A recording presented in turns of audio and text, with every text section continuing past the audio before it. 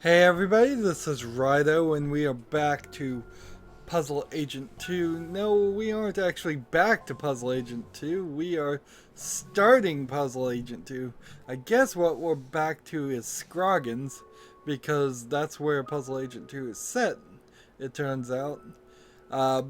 So, not a lot has changed in the menu. The one big thing that's changed that I've seen is there are now achievements in Puzzle Agent 2, at least for the Steam version. So now there kind of is more motivation to get all the puzzles done and get them all done pretty well.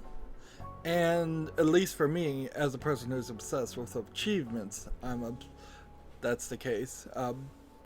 Also, looking at some of those achievements, it feels like they may have really addressed some of the lesser thought out areas of the game where there's like no replayability. It looks like there's going to be a little bit more replayability, maybe a little bit more extra stuff, maybe a little bit better story and such. Although if he's going back to Scoggins, he's probably just continuing the story from the first game. So let's begin and find out. New game. If you didn't watch the first series, you're just going to be really lost, so I'd highly recommend going back and watching my series for Puzzle Agent 1. Nelson Tethers, Department of Puzzle Research. Just arrived in Scoggins, Minnesota. There's a weird man staring at me. Some kind of thing going on at the local eraser factory. Locals report hearing whispers. Snow must be playing tricks on my eyes. For a second, I thought I saw... So, one of the things you could really say was a disappointment of the first game is just kind of how it ended. You ended basically helping the bad guys and bumbling the whole effort of what you were actually supposed to be doing. So it's kind of like you finished the game but you failed. So it's a puzzle game again. So first thing we do is we have to do a puzzle. Can Nelson see the unique details on the moon? Rotate the rings of the scope until each ring is locked into place and each column of symbols contains no duplicates. Let's solve it.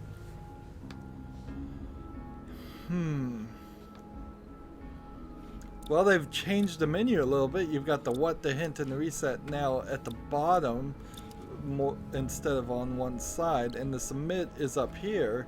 I suppose that makes a little bit more sense and probably is a little bit more tablet friendly. Although buttons at the bottom. Yeah, when you have like an Android tablet or where the buttons are soft buttons at the bottom and then you have the in-app buttons right above them, that might be an issue. So what I'm noticing here is if I rotate this thing twice, this and this don't line up. The second ring doesn't quite match this either. And I'm not sure which of these is supposed to be at the top. Apparently it's the Illuminati sign here, because that did it. Wait, did I just accidentally solve the whole puzzle? I wouldn't be surprised. Some of these early puzzles in the first game were really easy. It's like this.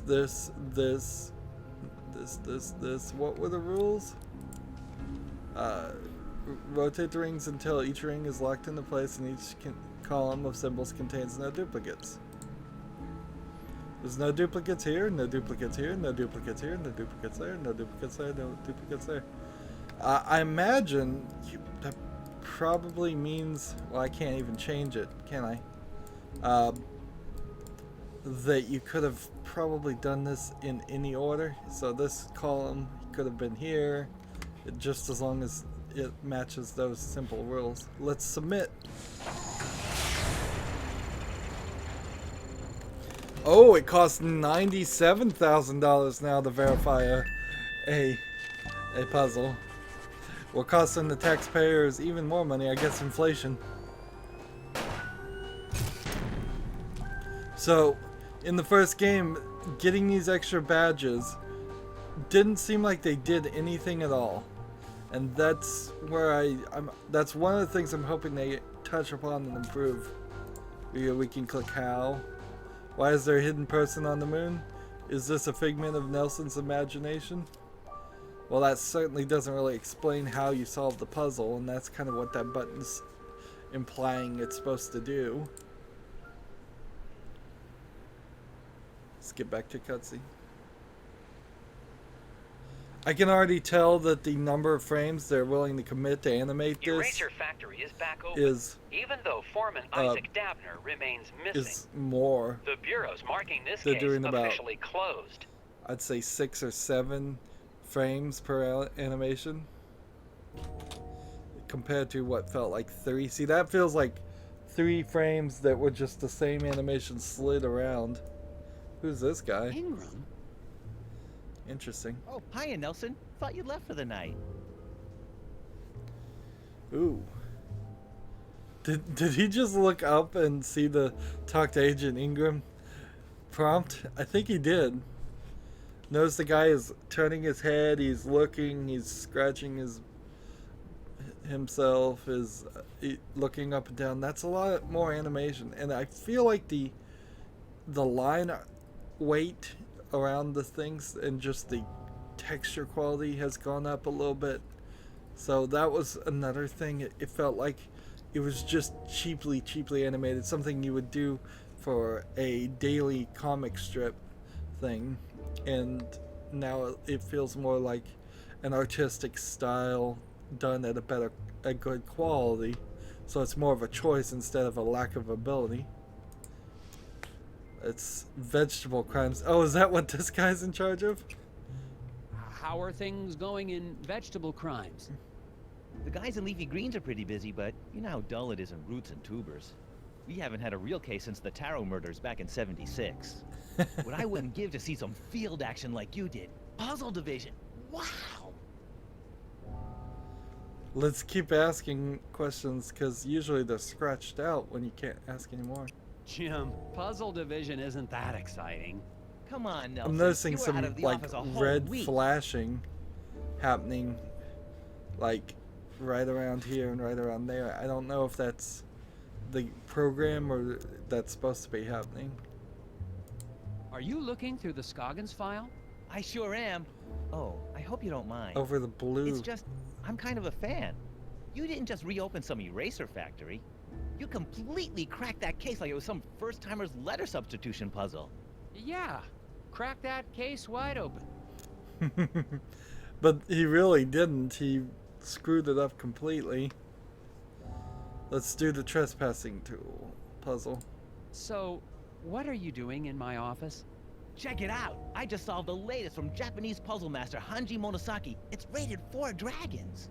Looks like you've got some competition in the puzzle solving department. Yeah, about that. Can you solve this 4-dragon puzzle designed by puzzle master Hanji Monosaki? What's the next number in this sequence? Well, 11 plus 1 is 12. So, and then 12 minus 11 would be 1.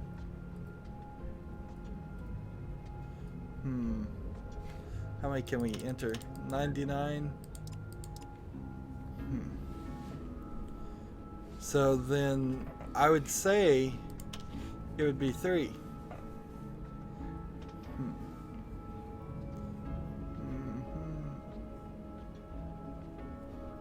No. I would say it would be 1.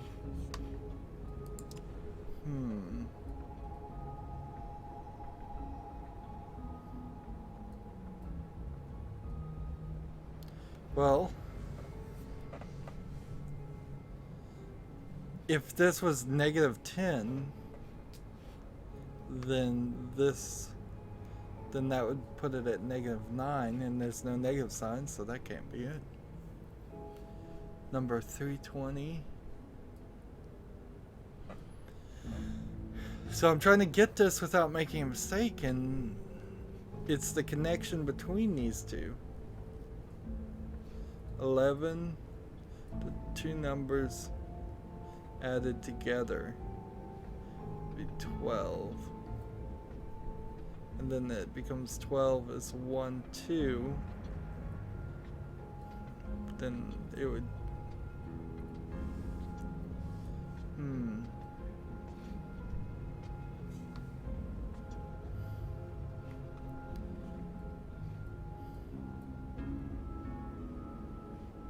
And see, if there was a 13 here, then I would say it was 3. Almost certainly.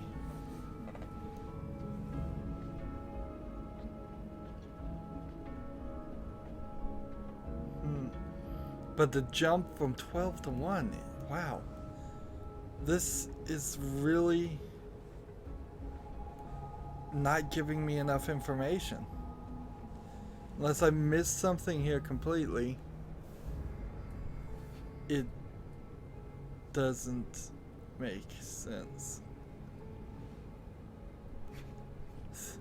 Do I have to use a hint immediately? 4 dragon puzzle. You know what? What if we just said 4?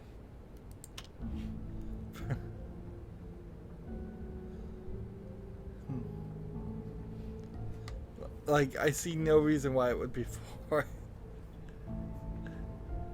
at all. I have no idea. He's holding 5 here. 5 pieces of pencil. Let's see, 5. You see 6 fingers. The next number in the sequence. This seems so silly. Let's just use a hint.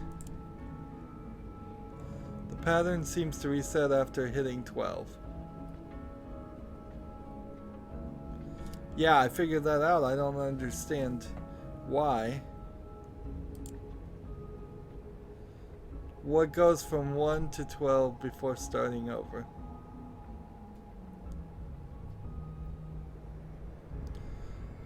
Not anything I really think of. What goes from 1 to 12 before starting over?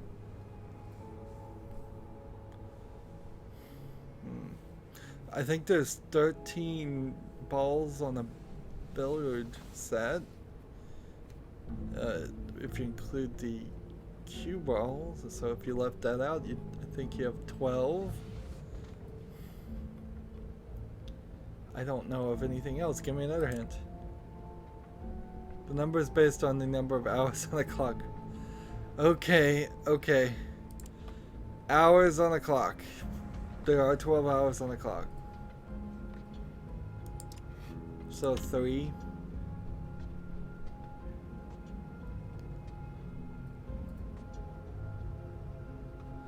So 11 o'clock and then 12 o'clock, 1 o'clock, 2 o'clock, 3 o'clock. It seems like this puzzle sucks. It just sucks. Wow. I mean, no information is given to you at all. There's no clock anywhere on the like no hint or at all to say anything about a clock. Let's see. Each number is represented by the hours of a clock starting from 11. This whole like orientation of pencils, I suppose, kind of makes sense, but if you were gonna make that hint, you needed a clock somewhere. There's no clock Nice anywhere. try, Jim, but you see here. Oh, I didn't even notice that. Don't worry. You almost... Hey, Jim, if you like puzzles, maybe you could do me a huge favor. I'm gonna be taking some time off, and I've still got all these tapes from the Scoggins case. You want me to log them into evidence? These tapes must have all the puzzles. Thanks, Jim. And I'll probably be recording more notes while I'm away. No problem. Just mail them back to me and I'll file them through vegetable crimes. Thanks for the help, Jim. Like, there's no Yeah, clock Nelson, in his have a good trip office. to wherever. The Bureau's marking this case officially closed, but I can't leave it like this. Matt, The wow, factory we foreman spent is still missing. There has to be some rational like explanation for 15 all the minutes to things get to I've this seen. point because of that It's going to BS take all puzzle. my vacation time, but I won't be able to relax until I found Isaac Dapper and gotten to the bottom of this case. The only way to do that is to go back to Scoggins, Minnesota. Scoggins, Minnesota, with its proud Nordic tradition.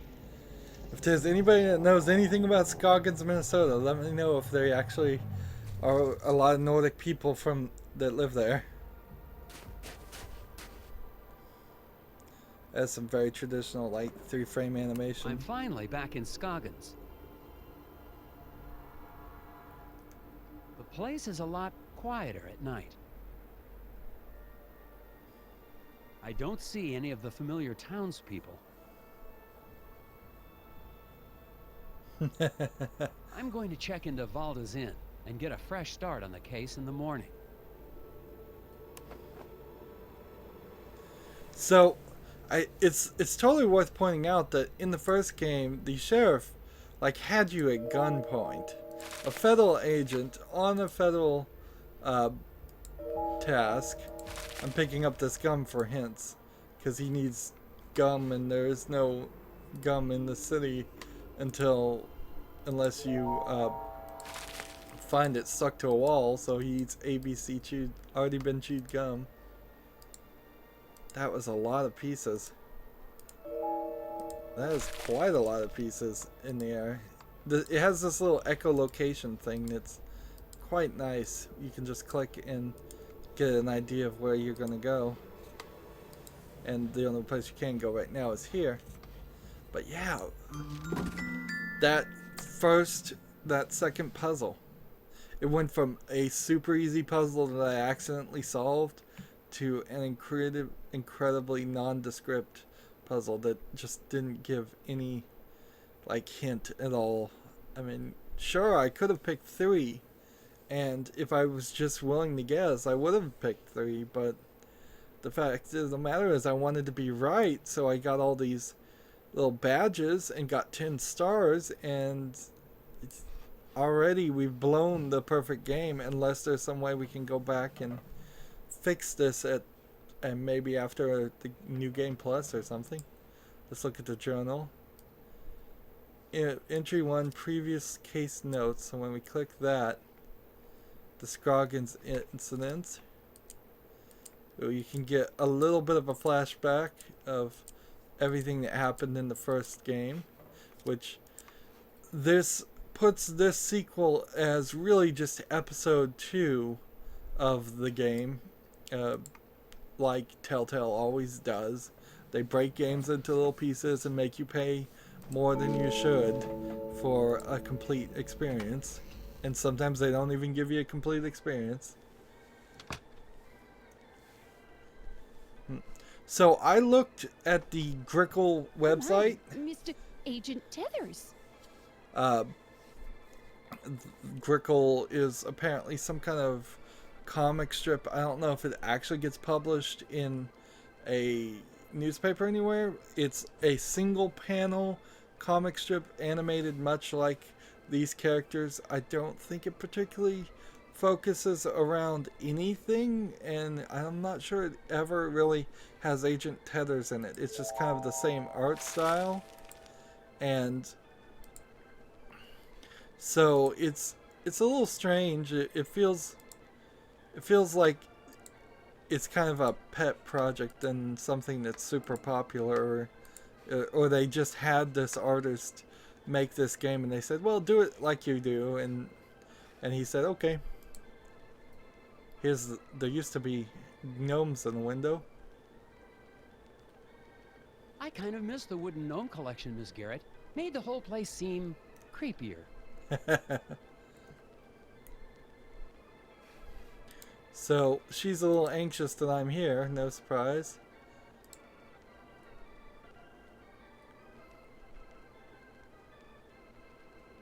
Stove still working fine, Ms. Garrett?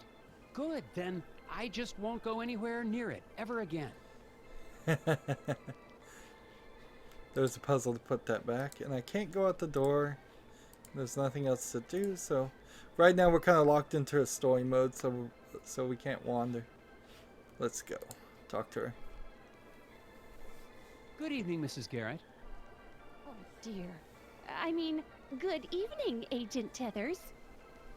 I didn't expect to see the FBI back here in town. Not now that the eraser factory's back up and running. This is just a personal trip. See, and the second he says it's a personal trip, then people are way more free to just clam up and not talk to him. So what he would have done if he was a real FBI agent and any authority here is he'll say something ambiguous, so he's lying to them without outright lying to them. So he would say something like, I'm here investigating the case some more, which is the truth. The only thing is he's not here on official FBI business with FBI authority to investigate the case. Has anyone heard from the factory foreman, Isaac Davner? Who? Oh, no. I mean, I don't recall anyone with that name. See, immediately they start clamming up. I don't know why he would come back at all. Like I was saying, the sheriff had a gun on him at one point. He should have come back with the entire FBI and National Guard, arrest the sheriff, arrest half the people in the town, and then figure everything out. I never did get to try your famous hot dish. Ooh, well, have a seat and I can whip up. I mean, we're all out. No, sir, not a scrap of it anywhere. Can't make any hot dish for the guests just come in from the cold. Oh, that's disappointing. Never got to figure out what the hot dish was. I suppose the factory's still running with no problems? Oh, yeah. Our plant supplies the White House with all of its erasers, don't you know? Yes, ma'am. It's a national treasure.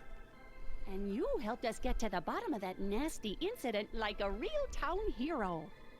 Well, it was no... Which is why it's so unusual that you'd be back in town again. Do you know where I can get some chewing gum? Gum?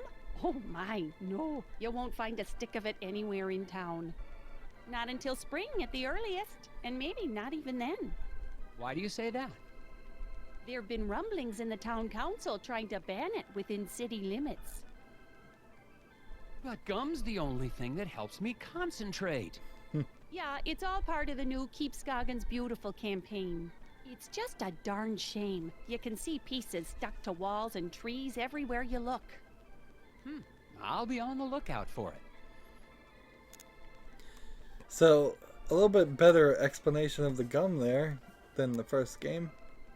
And so we have this vacancy puzzle. We're going to ask for a vacancy. She's going to say there aren't any. You're going to do this puzzle to prove there is one. Could I get the same room I had last time? Oh no, oh dear. This is terrible. We're completely booked up, I'm afraid. No vacancies. No vacancies? In Scoggins? Oh yeah, lots of, tourists. Here for the snow and, erasers. Look, you can see here for yourself. Martha claims she's booked all of the rooms in the inn. Can you figure out the room assignments that will satisfy everyone's request and a spare room for Nelson to stay in? Interesting.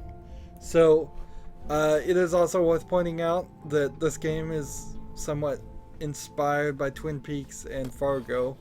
So, if you hadn't picked that up yet, yeah, it is. Let's see. There are 6 rooms in the inn, 3 of each on each floor. The guest requests are: Mr. Maxwell insists on staying on the floor above Mrs. LaRue. Now, why would you want to do that unless you just hate Mrs. LaRue and want to stomp on the floor? Which would then probably get you kicked out anyways, because you annoy other people. Mrs. Dimpleton will not stay on the floor with more men than women. That seems really weird. And Mr. Blesson and Mr. Coleman always get rooms on the same floor. All of these things seem rather unrealistic. It's like, maybe if you had a friend and you're gonna get rooms on the same floor, maybe that makes sense, but the other ones seem really, really ridiculous. Alright, let's see if we can do this. There's 6 rooms, 3 on each floor. Mr. Maxwell insisted on staying on the floor above Mr. LaRue. So Maxwell, LaRue, and then the next one is Miss Dimpleton will not stay on the floor with more women than men. And since there's only 3, let's see. What were the rules? Mr. Maxwell and Miss LaRue. So this LaRue character is a lady. This little... What is this? A shadow? Or a scar? Or the mouth? Oh, that's the mouth. Okay. Trying to figure out if that's a man or a woman. And I'm like, alright. And so, Dimpleton wants to be on this side too, because it has to be that. And then, this is a simple puzzle. Mr. Blesson and Mr. Coleman want to be on the same floor, so that's those 2 on the same floor. And that's there. So the most difficult thing about this puzzle was realizing that this animation was of a woman. Just, that's ridiculous in itself. Hey, that's a new, like, animation.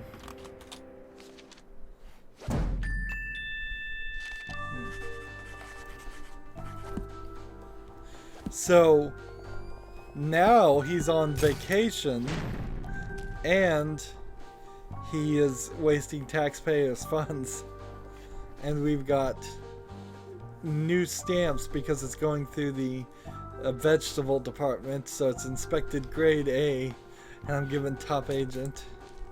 That's interesting. Here's the explanation of how you did it. Let's click OK and move the story forward. It looks like there's a room available. Well, isn't this embarrassing? That room is being fumigated. Ghosts. Ghosts? No, not ghosts. The other thing. Bed bugs? Oh, heavens, no. Of course it's not bed bugs. It's, painters. The room's being fumigated for painters? Don't be silly, Agent Tethers. I mean to say the room's being painted. I'm sorry, but you'll just have to look somewhere else.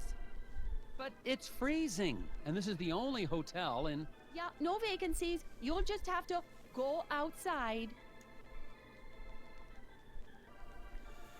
So, obviously, we're supposed to go outside. Let's see, did any new pieces of gum appear in the area? They tend to show up really often, in case you just want to use, like, all 3 hints for every single puzzle. But none did. So she's hinting very heavily that we have to go outside. We've only got 3 puzzles done. And we've already spent $293,000 of the taxpayers' money. And looks like we had about like 32 puzzles in the first game. If I was to roughly guess, that's probably about how many we're going to have in the second game too. Well, this is where we're going to end this recording. As always, I end my episodes the same way. I ask you to like, share, subscribe, Comment if you want to, and watch every second of my videos. All of that helps out. If you want to support me, you can click on my name, Rydo. On the right is a blue button that says support this channel. Click it, make a donation. And if you want to friend or follow me on basically any social media sites, there's a whole bunch of links down below. Thank you for watching. Have a good evening.